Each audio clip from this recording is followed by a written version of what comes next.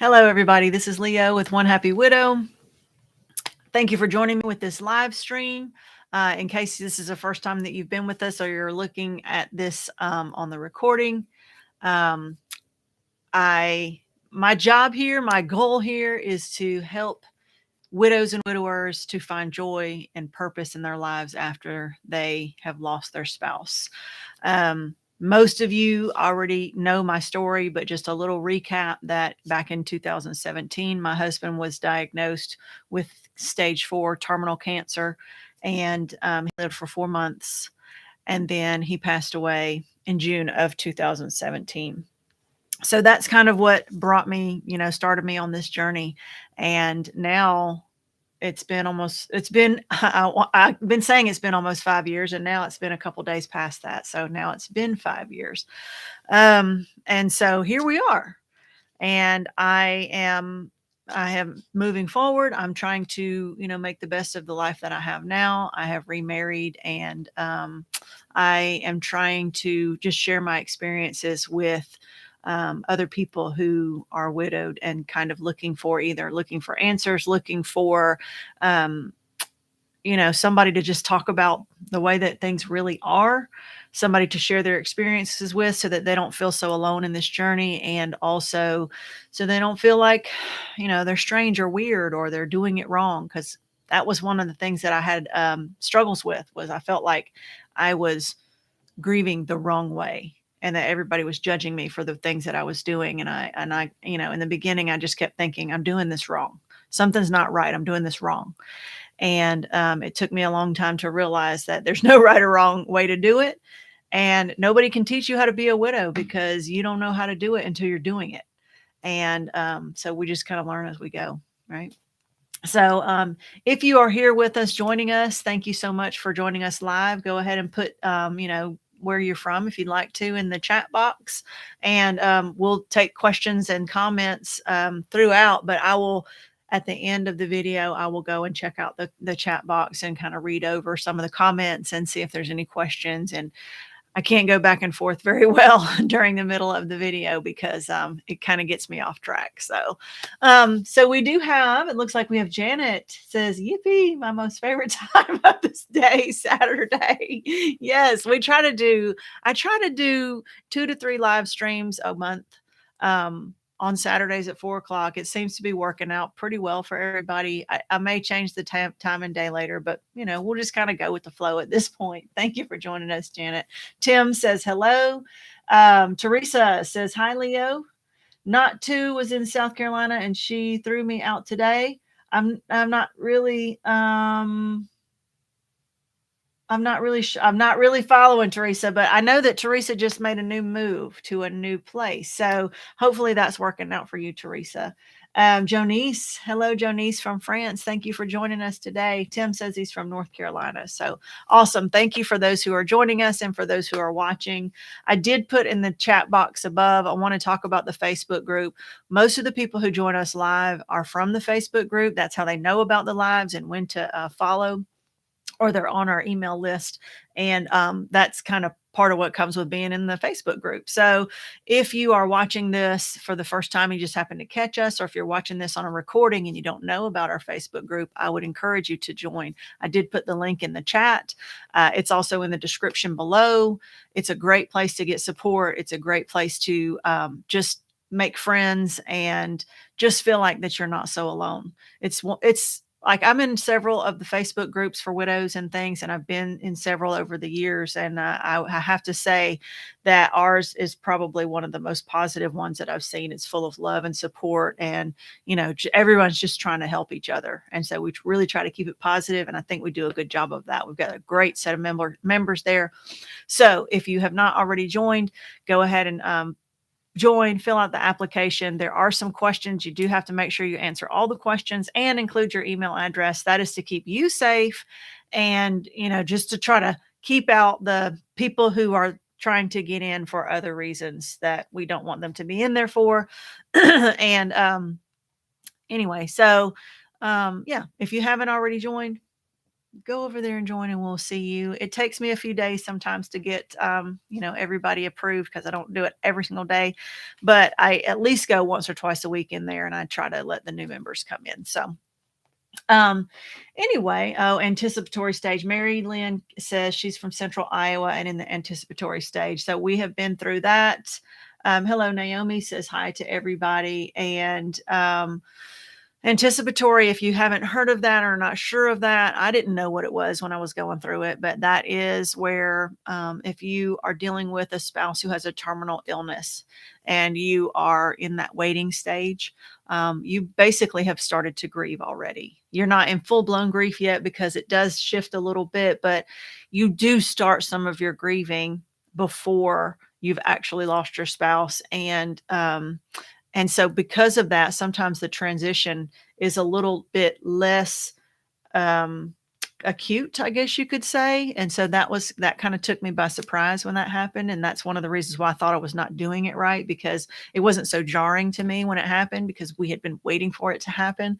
And so I felt a little bit guilty because I did not react in a way that you would think that a person who just lost their spouse would react. And so anyway, it's more of a gradual grieving process rather than a sudden, getting that phone call in the middle of the day or the night and hearing that your spouse has died and then going into full blown grief right at that moment. It's different in the beginning. Over time, it kind of levels into the same types of grief, but that beginning stages of grief is a lot different than it is when you're anticipating that to happen. So I will just give you a little update on how things are going, and then we're going to talk about the topic at hand, which today is about, since tomorrow's Father's Day. That's a tough one for widows, especially widows with children who are still living at home. So we'll talk about that topic today. I have started therapy, as I talked about in some of the other videos, and went to my therapist appointment, and she's like, "Okay, so I want you to start back to the very like the earliest memory that you have of yourself." And I was like, okay. So we kind of did like a history, of my life from the earliest memories up to like, supposed to be to present day, but it was an hour. And in the hour, we got through college. So she's like, okay, I'm going to have to cut you off right there. And, so we talked about some of my memories from childhood and my relationship with my parents and my relationship with my first husband and also with Dewey, and some of the experiences that I'd had growing up. So she's trying to get an idea of like my trauma history, I guess you could say. Like, what are the good things that you remember about your parents and growing up, and what are some things that stand out that you remember in a bad way, and how your family dealt with communication and things like that. And I will just go ahead and tell you, I didn't have a whole lot of good memories to come up. So my sister and my mom and I were very close growing up. My mom did a lot of stuff with us, but as far as my dad goes, that was a rocky one. And so by the end, anyway, the whole point with that is the end. She was like, "Okay, so your homework assignment is, I feel like you're holding in a lot of anger towards your dad." And I really think that you're holding it inside. And so I want you to write a letter to your dad. And you're not going to send it to him. You're just going to read it to me. At your next appointment. And I was like, okay. She didn't give me directions on what to say or what to talk about or whatever. So that one's kind of hanging over my head. And then she's going to surgery. So I won't be able to even go back to therapy for a month. So I've got a little time to think on this one and to write it out. And I don't even know really what to talk about. I mean, I've pretty much cut ties with my dad. So there's not a whole lot really to say, but maybe she said I just need to get it out of my system. I don't know. We'll do it. We'll see what happens. Also, I took a few notes just to kind of remind me of things that I wanted to talk about. And then also, so we talked about the Facebook group. Also, just to let you know, just to remind you, I do have the pivot course. So the pivot course is a course that I have created. It is for people who are widowed, who are past that fresh stage of grief. Okay. You're past the first few months where you're like, your life is turned upside down and you're trying to figure out how to put one foot in front of the other. You're past getting through all the legal stuff in the beginning, the funeral stuff. You've probably gone back to work. Now you're sitting here thinking, okay, now what? Like, how do I figure out how to live life? And I want to stop the fact that being a widow is like the central part of my life. I'm ready to put that in the, in the background and focus on myself. When you're there and you're at that point, that's when we say you're ready to pivot from grief to growth. So if you're in that phase or in that stage, I have 2 courses actually. The first one is the full course. It is 4 modules. There are 28 lessons. The mini course is the same, it's just the first module. Okay, so instead of 4 modules, it's just the first module. In case you don't want to spend the money to do all 4 modules and you're not really sure if it's going to be for you and you kind of want to just try it out, you can purchase the mini course and just get the first module of 7 lessons and see if it, helps. And then at the end of that, you have the option to purchase the rest of the module, if the rest of the course, if you'd like. So the links to the pivot courses are down below in the description also. So I know there's a lot of people, by the time they find our group, that's kind of the reason why they find the YouTube channel and the Facebook group, is because they're at that point where they're ready to pivot. They either don't know how, they're not sure what to do. They don't know if they're doing it right, or, they just kind of need some direction or some motivation or just some help, to get to that pivot place. All right. And then also, I have mentioned in the past that I am working on my membership. So it is going to be, it's kind of similar to the Facebook group, but it's going to have a lot more concentrated topics that we talk about. There'll be some subtopics that we talk about. We'll have some some book club stuff. We will have some crafting stuff. It's meant to be like a place to have fun and socialize with fellow widows and widowers. And so it's a place where we won't feel so alone. All right. The Facebook group does that, on a free basis.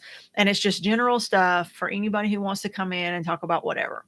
The membership is going to be more concentrated, where we're going to have specific topics, specific lessons. We'll have some live sessions there that you will not be able to attend unless you're a member of the memberships and things like that. So I'm hoping that in the next week or 2, I will have a wait list that we can start signing you guys up for people who are interested, so that you can be the first ones to know when that membership launches, and you'll get special founders pricing on that too. So just be on the lookout for that. I'll also send it out on the email list. All right. So all of that, time to start talking about our topic at hand. All right. Lynette says, good afternoon, Leo. Just got home from visiting my husband's grave site and placing a beautifully wood burned cross as a temporary marker. Okay. Then we all went to ice cream shop. Special, but a very hard day. Yes. Totally understand that. And we will talk about those kinds of details in the topic today. All right. So the reason why I chose this topic today was because, as I said, tomorrow's Father's Day. For me, a lot of us have like a month, especially, where there's like a lot of stuff packed into one month. That's kind of tough. And for me, it's June. And the reason why is because June 10th is my anniversary. This year, it would have been 22 years married. June 17th, a week later, is Dewey's anniversary of his death. And this year it was 5 years, which has really thrown me for a loop, because I'm like, how in the world is it 5 years now? And then there's always Father's Day kind of sprinkled in there somewhere. So the year that he actually died in 2017, he died on a Saturday, and which is the 17th. And then the Sunday, the very next day after he died, was Father's Day. So he didn't make it to Father's Day. And so my kids' first Father's Day without him was the day after he died. Obviously, we did not do anything special, celebrate, whatever, because I don't even remember. Like at that point, I was in crazy mode. And so the last thing I was thinking about is, how do we celebrate Father's Day when Daddy just died yesterday? So we were more into funeral plans and family coming to visit, and always drama anyway. So a lot of drama going on. So that's what we were dealing with that first year. And so I was talking to my oldest daughter about, I was texting with her about it. And, I was kind of reminding her, I was like, you know what Friday is? And she's like, yeah. And she said, it's so weird. She said, it feels like it was 20 years ago, but it also feels like it was yesterday. And I was like, you know what? That pretty much sums it up perfectly. It was 5 years ago. And I'm like, how in the world has it been 5 years? But it seems like kind of it's been forever, because 5 years is a long time. but it also feels like, dang, it was just yesterday, because the trauma of it, you know, the memories are very fresh. When you have such a traumatic moment as losing a spouse, which is like the most stressful thing that you can have in your whole life, the memories, you can bring those memories up in a heartbeat. And when you start thinking about them, it's almost like you can remember a lot of those details like it happened yesterday because it was so traumatic. And so it's weird to kind of juggle it's been 5 years and it seems like forever. It's been 5 years, but it seems like it was yesterday, and you can probably relate to that. If you are in that first year of being a widow or widower, it is a little different because let's talk about milestones, which tomorrow is one because it's Father's Day, and we'll get specific to Father's Day in a minute. But when you talk about milestones in that first year, every single milestone, whether it be, the month, it's been a month, it's been 2 months, it's been 3 months, the birthdays, the Father's Day, the Thanksgivings, the Christmas, the New Year's. Okay. Every milestone that you go through for 365 days, it's the first one without them. It's very traumatic. It affects you a lot, because every single one you're like, wow, this is the first blank without my husband or my wife, the first birthday, the first anniversary, the first Christmas, you know what I'm saying? It's the first, all of these things. And I can remember thinking in a way, like, if I can just get through this, if I can just get through all of these firsts, then I'll have made it, as if like the first year is some kind of finish line. And it's an eye opener when you get to that first year, because the first, the last big milestone is the first anniversary of their death. Because by the time you get there, you've had every other single milestone happen in that 12-month period. So you've had the first everything. And then the very last first, if that makes sense, is the anniversary of their death. And so it's almost like you're the anticipation of working up to that first anniversary of their death. I found that the anticipation of it was actually more stressful than the actual day. Like leading up to it, I was like, oh my God, how am I going to deal with it? What am I going to do? How am I going to feel? How should I even go to work that day? Like you go through all these things with your mind because you don't know how you're going to feel. You don't know what's going to happen. You don't know how you're going to react and all that stuff. And then I realized that when that day came, it was just another day that they were dead, to be perfectly blunt. And I'm like, wow, like it's kind of like when you're a kid. On the flip side, not for the joy part, but like when you're a kid and you're waiting for your birthday and you're like getting all excited and you're working it all up. And then you wake up on your birthday because you think you're going to feel so different. Like I'm 12, I'm going to feel like a 12-year-old. And you wake up and you feel the same you did yesterday. Although that's the happy part, right? It's the same kind of thing that happened to me on that anniversary. I thought, oh my gosh, it's going to be like this big thing. And then I woke up and I was like, wow, just another day as a widow. Like the other 364 days it happened before this. And it was very anticlimactic. And so, and I was like, wow, that was like, okay, now what? And then here's the second thing that happened. It was almost like I felt like that this journey was a year long. Like, I don't know why I was so dumb to think that, but I think it's a common misconception that you think, well, if I can just get through all these milestones, I'll be okay. But guess what? It's not a finish line. It's like playing the race on the video game. You go around the lap and like, guess what the finish line is? The finish line is the starting line to lap 2. So when you get to the finish line, you get to that 1-year anniversary, it's not really the end of your grieving or doesn't change anything. Guess what it is? It marks now you get to go through the milestones all over again for the second time. And then lather, rinse, repeat. It just keeps on happening. So for that reason, a lot of people get, they almost feel like they're going to feel this relief, like this, whew, I made it. I did it. And then they realize, what did I actually just do? Because now I'm about to do it all over again. And so a lot of times for people, when that realization comes in year 2, some people say that year 2 is tougher than year 1 because year 1, I mean, it's probably 6 months before you even realize what the heck your life is doing right now. You've probably not even paid attention to a lot of those milestones because you're so caught up in your grief. But year 2, like everything's pretty clear. You just went through this, and now you're just fixing to go through it all over again. And now it's been a whole year since you've seen your spouse, and you get to do it again. And so that realization, knowing that that's kind of about to happen, and then you realize this is never going to end.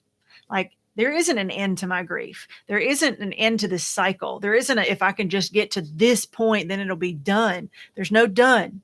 And once you kind of realize that, it's a pisser. And so it brings you down. And a lot of times that realization happens in year 2 or right after year 1. And if you can hear anything in the background, I don't know if the microphone is picking it up, but JP is out the window right there. He's weed eating. So I'm sorry if you can hear that in the background. I'm certainly not going to complain about him being outside weed eating right now. So anyway, so that's about, generalized about milestones. But and then also in that first year, there's something else that kind of happens. And that is that your heart and your head, like the knowledge of your head and the knowledge of your heart, is kind of in 2 different places, especially during that first year. So what happens is your head is telling you that your spouse is gone and they're never coming back and life is never going to be the same and all these things like that kind of thing. But your heart is not accepting it or not ready to believe it, or it's just too surreal. And it's almost like I can't even believe it. Like I know it's true, but I'm having a hard time believing it. And so your head knowledge is over here and your heart knowledge is over here. And as time goes by, everything kind of finally comes together to where your head knows it, your heart knows it, everything is finally in the same place where you can sort of, start to grieve fully like at the same pace, if that makes sense. Like you're grieving a little bit differently with your head and your heart for a while, but once your head and your heart sort of reconcile and they're all on the same page with your grief, it kind of brings it home a little bit more and it's stronger, but it also kind of helps you because you're grieving at the same pace, I think. And so it takes a while, for that to happen. You hear a lot of people say things like, I don't consider myself a widow. I don't call myself a widow. I don't accept that. Or they'll say, I'm not single. I'm married. I will always be married. And I will always, I will never consider myself single. I will never find love again. I'm going to be married to my husband forever. I just married to my husband in heaven. And, those kinds of statements. That is a way for people to, it kind of helps them through that grieving process because their heart is not really in the same place as their head yet. But over time, you have to start reconciling that you might want to feel like that you're still married to your husband in heaven or your wife in heaven or wherever you think they might be. But in order to really grow and get to, move forward, you've got to get to that acceptance point, to where you don't have to like it, but you do have to accept it. And so that's a hard place to go to. So Jonice says June 22nd will be 1 year. So I know that Jonice is like June is that same kind of time frame for her. She's in that first year. And so, and that's just coming up next week. So now we want to talk about, specifically about Father's Day, because I think Father's Day is particularly hard for a lot of widows who have children, especially if you have young children, because, businesses like to talk about Father's Day. They like to have, coupons and specials and sales at events, and churches like this Sunday, tomorrow, our church is going to recognize all the fathers on Father's Day. They're going to have them stand up. They're probably going to give them a little gift and recognize them. And you see the commercials on TV and like, you can't get away from it. And every time you see a Father's Day special, it's like a reminder to you that my kid's dad is not around. So, do you celebrate Father's Day? Because celebrate is like a happy word, So it's like, we're not celebrating Father's Day because my kids don't have a father alive. And so, I mean, obviously they have a father, but like they don't have a father that they can celebrate today. And so it's just it is tough. It's tough for them and it's tough for me because it's a reminder that Daddy's not here. We can't even celebrate him because he's not here for us to celebrate. can't get him a card because he's not going to be here to get it. We can't go out to eat to his favorite restaurant because he's not here to enjoy it. It's just, there's a hole there. There's a daddy size hole in your life.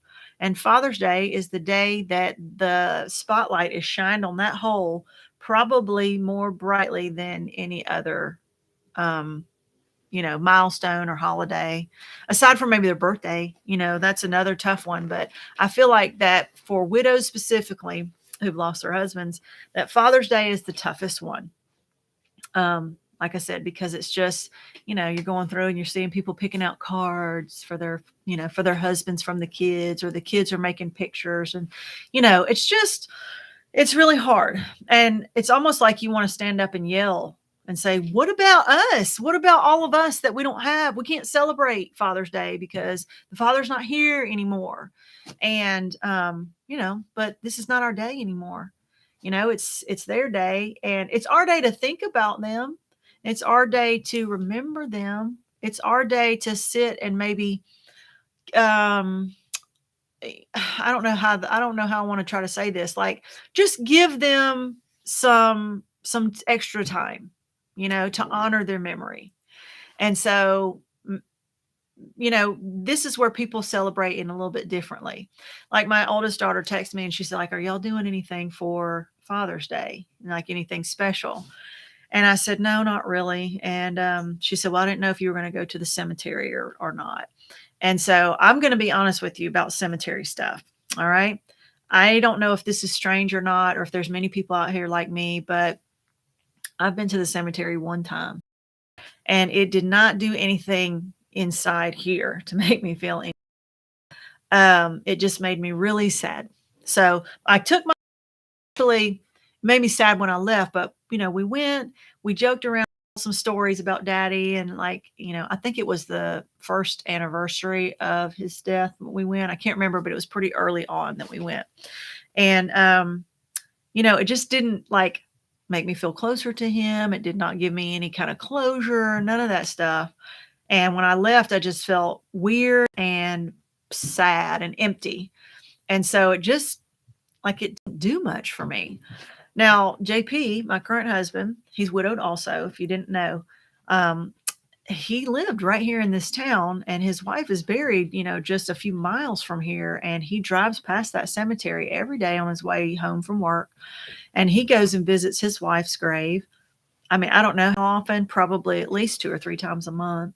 It's not been as much recently because it's been over 3 years, but, he does go and talk to her and visit her. He cleans off her grave and, just make sure it's all neat and clean and stuff like that. And I guess that helps him. I don't really talk about it too much, and I don't mind that he does it at all. But sometimes he'll say, well, I'm going to be a few minutes late coming home from work, so I'm going to go see Crystal and, go by there and just clean off her grave. And I'm like, okay. But I don't know what it does for him that it doesn't do for me. So I'm not really sure.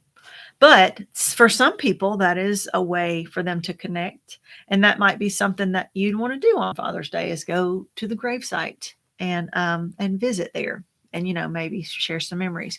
Some other things that you might do is just get together with your kids and sit around and look at some pictures to reminisce and talk about daddy stories. Maybe watch some videos, maybe go to their favorite restaurant. Even though he can't be there to enjoy it, you could go there and just go there in honor of him so that you can remember some of the times that you'd gone there before. Just do some things that that would make him happy if he was here, things that you would have done if he was here. And so those are some ideas. For me, like I said, it's been 5 years. And so I don't know if I don't want to say I'm getting numb to it or anything like that. It's not that, but it is feeling more after year 5, it is feeling more like those milestones are just another day of being widowed. And I don't mean to sound that, in a depressing kind of a way. It's just like, I think about him when I need to think about him. And when memories come up, I give him those times. I give him that time, to honor his memory and to think about it and things like that. But sometimes it feels like at this point to do stuff just for the sake of doing it because it's that day doesn't seem genuine. And so, of course, I'm going to honor him tomorrow on Father's Day, and I'm going to think about him because I can't help it. Everybody's going to talk about it. We're going to go to church and they're going to talk about Father's Day, and the dads are going to stand up, and I'm going to think about it, and I'll probably will cry, because he's not there to be honored. But like to think about putting on an activity specifically, like doing something specifically, I don't know if it's because of the time that's gone by or if it's because that's just my personality. It just seems like at this point, I'm grieving for myself and for my kids. It's not going to benefit Dewey because he's not here. So, whatever you're doing to grieve or to help yourself grieve or to remember them or to honor them, what you're doing is for yourself.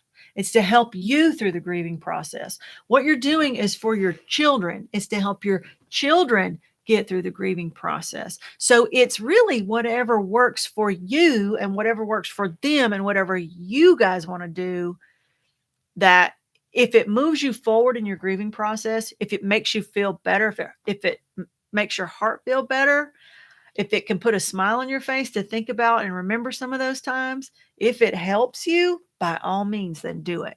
Even if it's every single year for every single milestone, there's nothing wrong with that.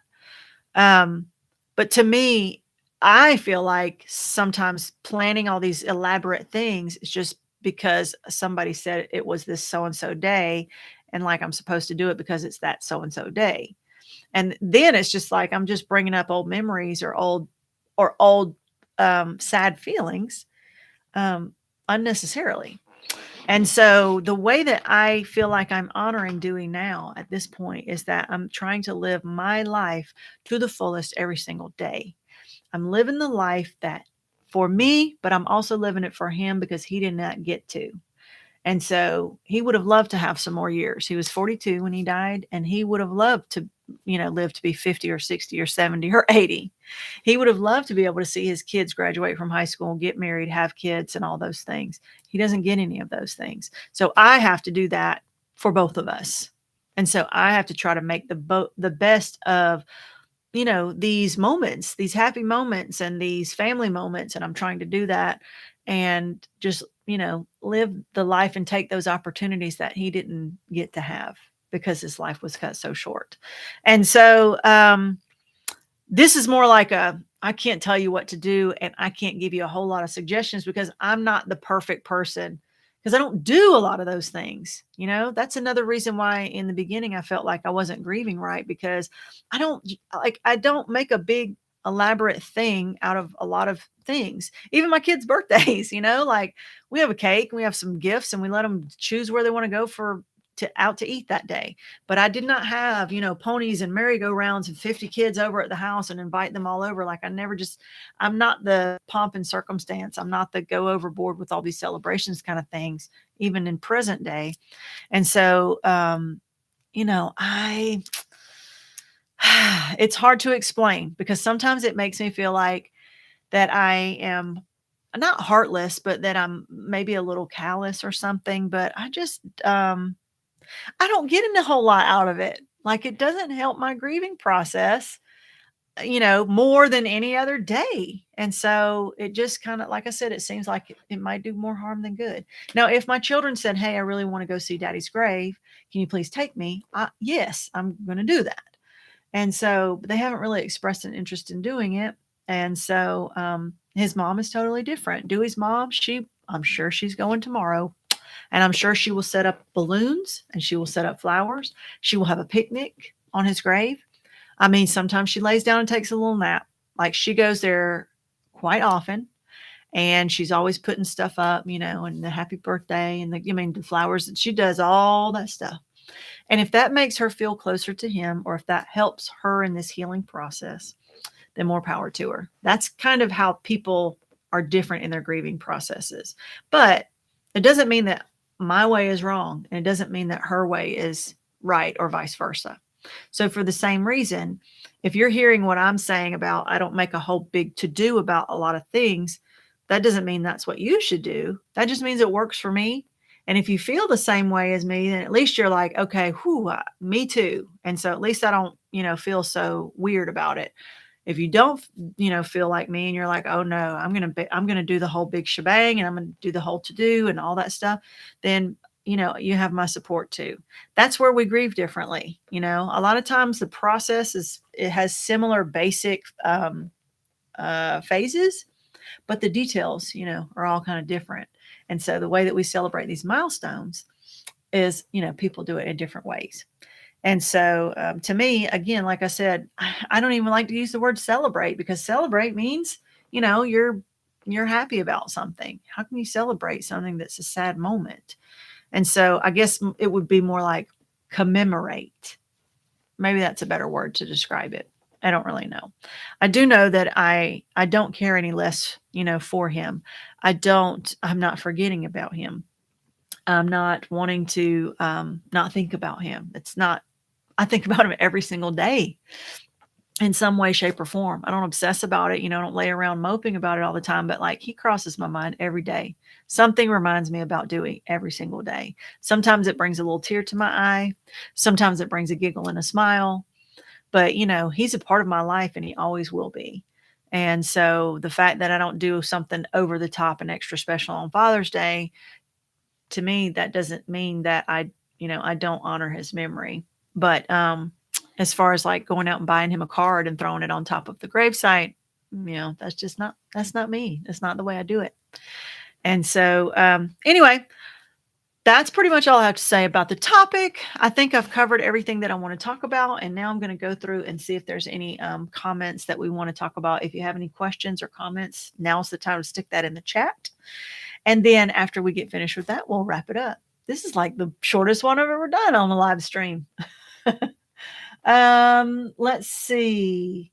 Thanks, Leo, for these weekly widow chats. Yes, I agree. It helps me. This is kind of like my therapy. I get to talk about stuff. So, and then have people say, yeah, me too. Me too. Oh yeah, I feel the same way.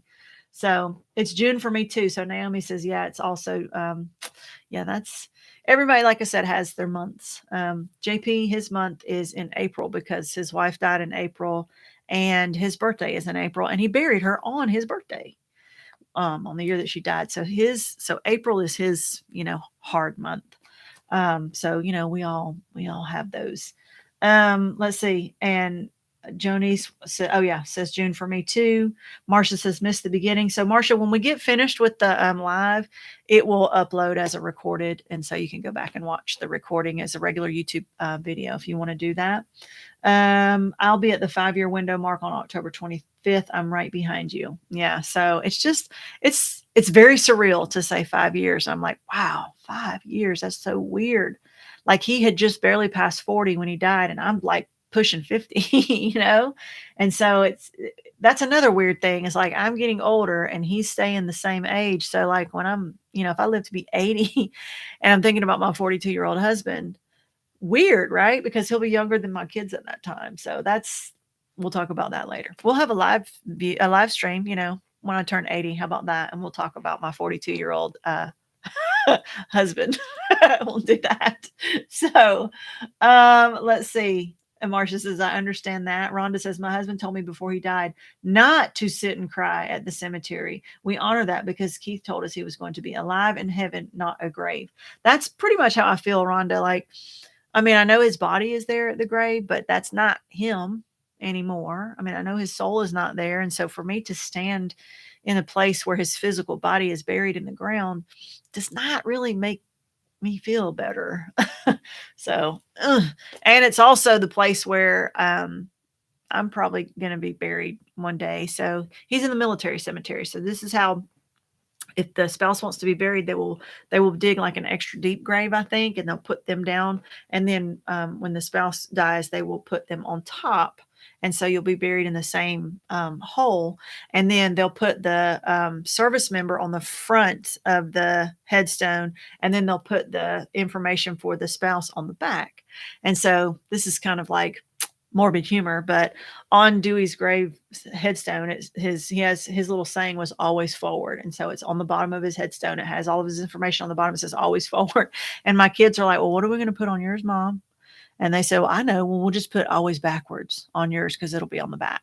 And I was like, all right, cool. So you know what? I hope they do. Maybe somebody will get a chuckle out of that. But anyway, that will be like one of those little inside jokes. Let's see. Jonice says, my husband is buried at our home in Africa. It's their custom.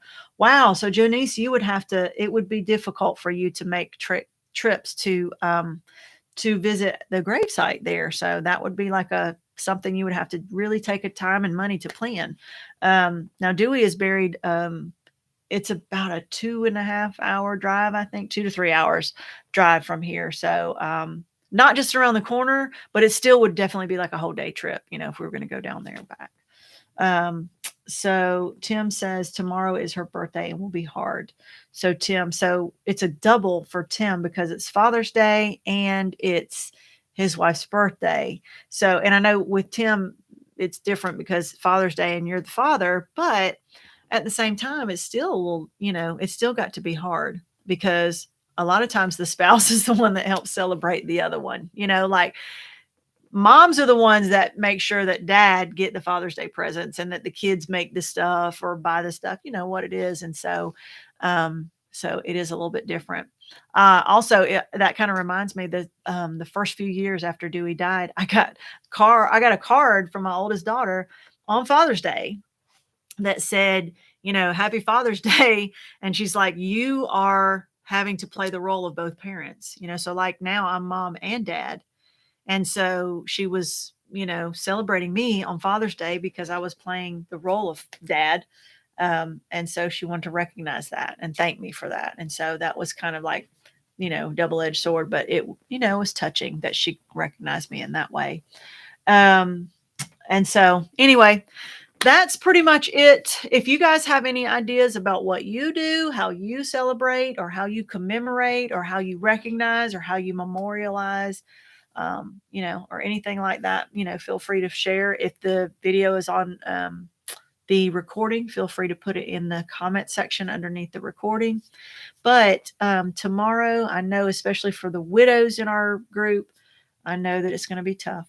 And so just know that we're all thinking about each other. If you want to go to the Facebook group, and put a picture of your husband in honor of Father's Day and put that up there, we will all, put hearts and recognize, and we'll pray for each other and we'll support each other through this because I know it's going to be a tough day tomorrow on Father's Day. So my heart goes out to all of you, especially those who it's your first one. It's your first Father's Day without your husband, or it's your kid's first Father's Day without their dad. I know it's tough. And just know that I want to say it gets better, but the truth is it's not that it really gets easier. It's just we get better at dealing with it. We get better at handling it. We get better at living with it. The pain is always there. The grief is always there. The love is always there. The missing is always there. We just get better. We just get, I guess, used to it, because we live it for a longer period of time, but we get better at dealing with it or knowing how to take that time to give them our attention and then kind of putting it to where it needs to be on hold for a little bit and then doing life. And then, if you would choose the times where you're going to honor your spouse, it takes away your grief's power to trigger you at unexpected times. In the beginning, we try to hold it in or we try to ignore it or we try not to, cry too much or whatever.